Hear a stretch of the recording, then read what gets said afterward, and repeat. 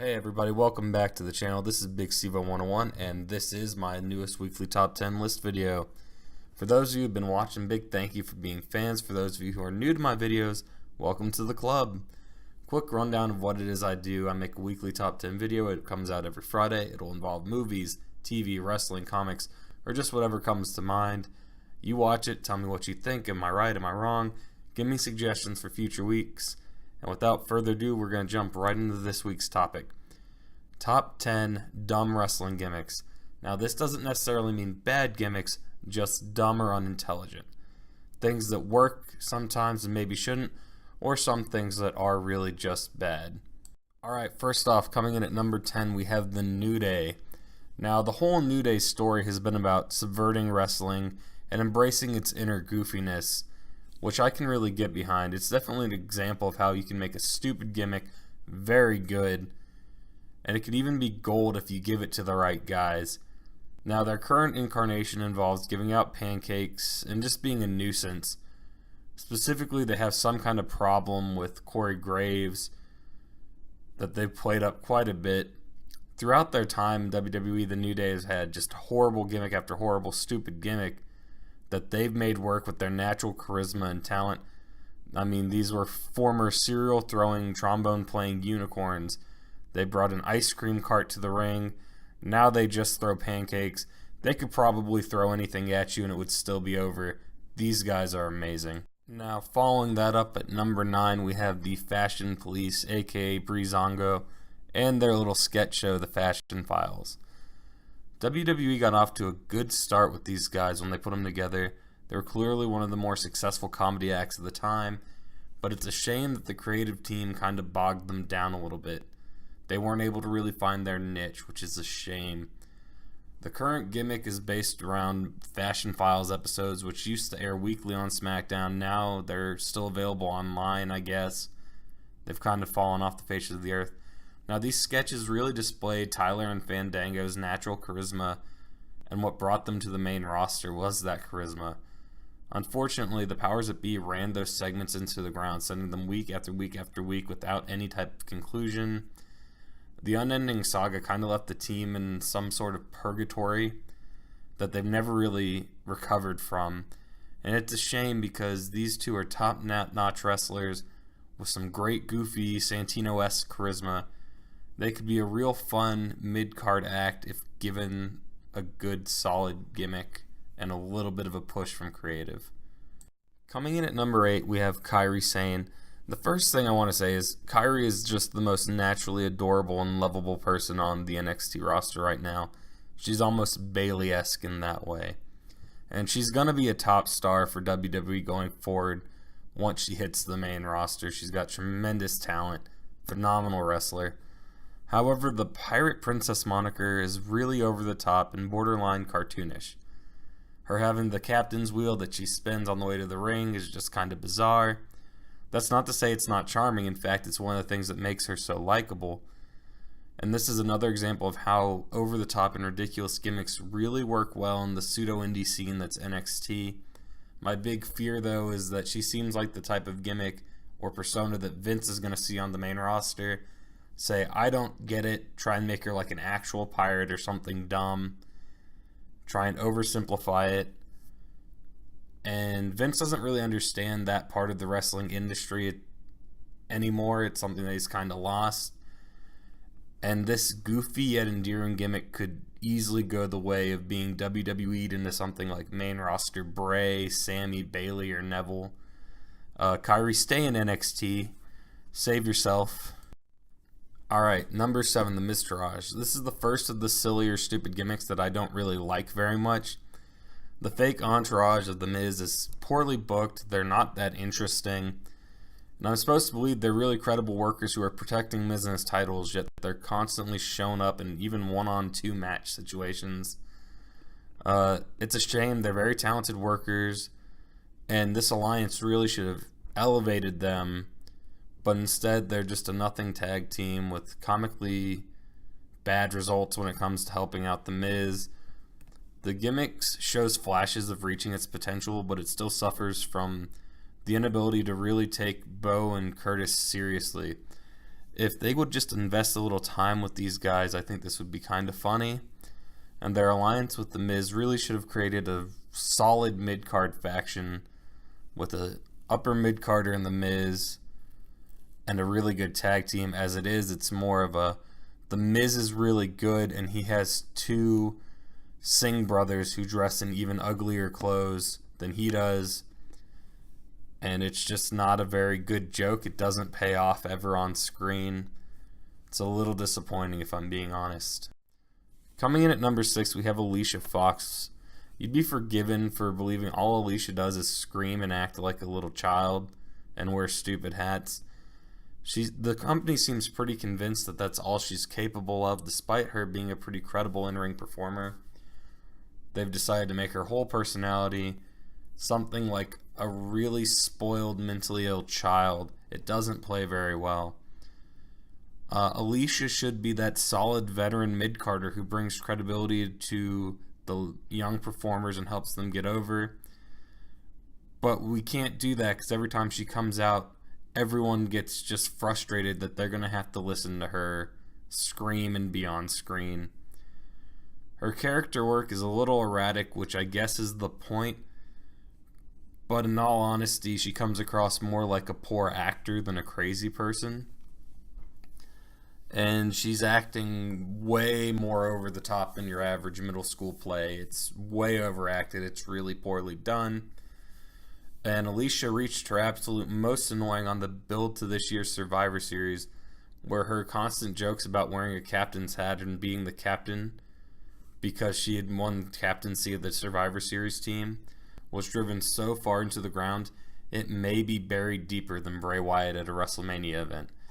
This is just bad, and I hope they eventually find something better for her to do. Number 5, we have Jason Jordan. Jason Jordan is Kurt Angle's son. Okay, that's a bad start. Maybe we're going to pay that off somehow. No, there's no payoff at all. They just kept rolling with it. They really genuinely expected us not to be able to use Google for this one, I guess. So then they decide to give Jason his new gimmick. Jason's a face because he's related to Kurt. That should work well on paper, but we don't believe Jason's his son. So then we'll turn Jason heel and make him a whiny daddy's boy who bails on all his matches with fake injuries. People who run from every single one of their matches aren't really good, compelling villains. They're pointless. They're not scary or conniving or clever. They're just kind of pathetic and weak, and you don't really want to see them on your screen. So the apparent answer was for them to all of a sudden forget all of this and just make him a pseudo-heel whose heel nature comes from him being so oblivious he doesn't understand anything going on around him. His whole gimmick is he is Kurt Angle's son, which is dumb, and a face-heel tweener because he's simply too stupid to understand the world around him. Every writer involved in this whole story should feel deep, unending shame. Boo WWE, boo. Coming in at number 4, we have The Ascension. This group has been around forever, and they don't really have any sense of direction. Connor and Victor have had a lot of issues. We can go down the long list of bad gimmicks. They were knockoff Road Warriors. They had that weird 6-man team with Stardust that really didn't make any sense. And just recently, they've kind of rolled into the fashion files as Breezango's sidekicks. Now, this has actually been a pretty good deal for them. They've been able to show off through their relationship with the Fashion Police that they've got great comedic timing, and they have a good sense of their audience and how to appeal to them. They really do just need a gimmick that's either not dumb or one that they can bring up to another level of stupidity. I can see a future where Breezango and Ascension create a small jobber faction that's really strong. It'd be a great comedy act, something similar to the Job Squad. Not quite in terms of design or character, but similar to them. You know they're going to lose, but you just want to see what goofiness they come up with next. In that timeline, these guys have a really long career. In the current one, it seems like both them and Breezango are on the short list to be future endeavored within the next 3 or 4 years. Number 3, Titus Worldwide. This whole group is ridiculous. They should be a solid faction, though. I mean, you have a ridiculously large man in Titus. You have Apollo Crews, who's incredibly interesting. and a very attractive female manager character. This would make a good, solid heel faction if you presented them right. Face factions generally aren't as good. They're relatively forgettable for the most part, because when you have a face faction and everyone's following the rules, what's the point of the rest of the faction being there? Now again, there's another alternative world where they have this group as a set of heels. Titus is just an actually intimidating big man who beats up on everybody, destroys everything. Dana is using her attractiveness to distract refs and distract tag team partners. They have someone like Mojo Rawley joined in with them. It doesn't really matter who you tag on to be kind of their hitman and enforcer. And Apollo is a smug heel whose big smile is indicating his arrogance instead of just the fact that he's always happy. And the end goal of this little faction is to push Apollo into that main event picture where he really belongs. The guy's a great act, and at some point he's going to be a big-time upper mid-carder, lower main event guy, and they really need to start building towards that. Coming in at number 2, we have Sister Abigail, the drag Bray Wyatt. This is yet another bad gimmick that is so bad it's not even funny. No gimmick has been more butchered over the last few years than Bray Wyatt, the once menacing and trancing preacher of the swamp. The man who came to WWE to find followers and expose the false prophets like John Cena went from the eater of worlds to the eater of pinfalls very quickly. His talks went from pseudo-dark swamp sermons about lies to weird wannabe Undertaker magic stories. He went from compelling cult leader to wannabe Undertaker. And he's fallen so far that earlier this year we almost had a match where he fought Finn Balor in drag, calling himself Abigail. The Eater of Pinfalls has fallen into a rare void kind of thing where he has arguably gone from the guy who could have led this generation with a bizarre and unique gimmick to the worst overall gimmick in wrestling in just a couple of years' time. At least you can always say he'll hold the record for most buried WrestleMania wrestler ever. Now we have a few honorable mentions to get through. Roman Reigns, he literally has no gimmick. I don't get it. He's not a bad wrestler, but someone tell me what it is he's supposed to be. And I put Shelton Benjamin and Chad Gable here because a lot like Roman, they kind of don't have a lot of personality. They're also horribly unconvincing bad guys. They're not guys you want to root against.